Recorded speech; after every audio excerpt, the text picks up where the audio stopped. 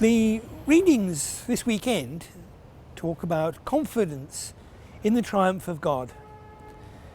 Confidence even though it may take a while. And they use images of nature to do so. In the first reading from Ezekiel, Ezekiel is promising the people of Jerusalem that the Lord will indeed rescue them, that he will plant a cedar in the mountain of Jerusalem, and the birds of the air will come and shelter under it.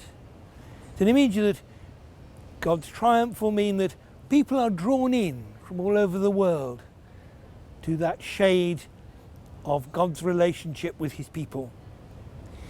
And then in the second reading, St. Paul, writing to the Corinthians, talks about confidence.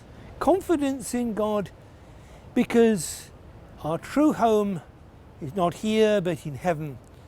And yet because of that, we have the confidence to let the Spirit work in us and to proclaim the gospel.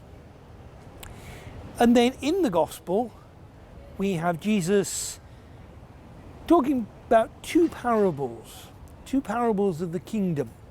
And they're both drawn from nature, they're both about growth.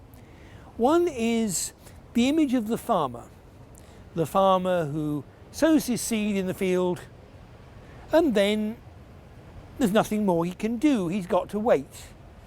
And he waits, and he doesn't know how the seed grows, but it grows and it yields a harvest, and when it's ready he can go out and reap the harvest.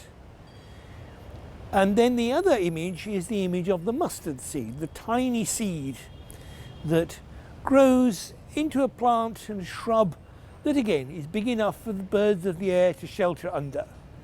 And it refers back to that passage of Ezekiel. What does it say to us? Well, first of all, obviously there's an image of patience, of waiting.